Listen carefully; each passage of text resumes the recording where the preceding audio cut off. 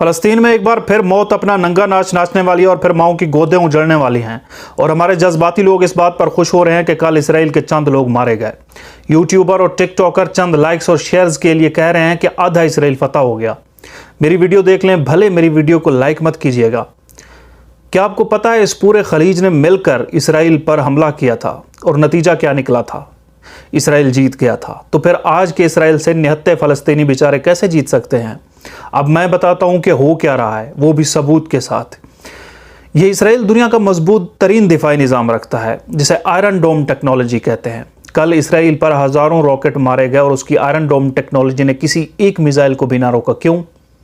اگر اس سے بھی آپ اسرائیل کے ناپاک عزائم نہیں سمجھ سکے اور خوشیاں منا رہے ہیں تو ذرا یہ دیکھیں، یہ 1947 کا نقشہ ہے جس میں سبز رنگ فلسطین کا ہے اور جو اس میں تھوڑا سا سفید ہے وہ اسرائیل تھا۔ یعنی 1947 میں اسرائیل کا وجود تقریباً نہ ہونے کے برابر تھا۔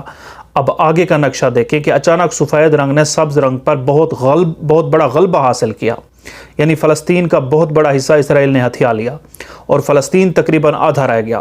پھر 1949 سے لے کر 1967 تک دوبارہ ایسکلیشن ہوئی تھی، جیسے کل سے شروع ہے۔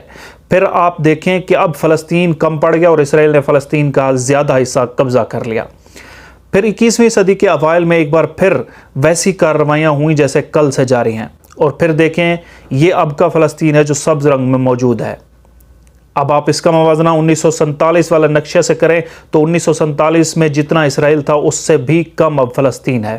اسرائیل نے ہمیشہ ایسی خودکار سازشیں کر کے فلسطین کا رقبہ ہتھیا لیا، جیسی سازش کل سے جاری ہے، اور ہمارے جذباتی لوگ اس پر خوش ہو رہے ہیں کہ اسرائیل پر راکٹ حملے ہوئے۔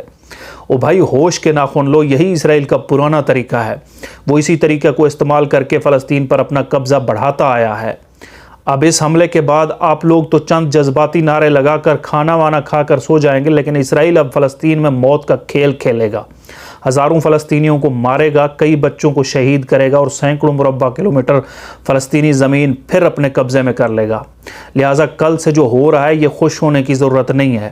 تم یہاں کہہ لگا رہے ہو اور چند اسرائیلی مارے گئے، وہاں فلسطینی بیچارے سہمے ہوئے ہیں کہ اب ان کی جو گردنیں کٹنے والی ہیں ان کو کوئی نہیں روکنے والا۔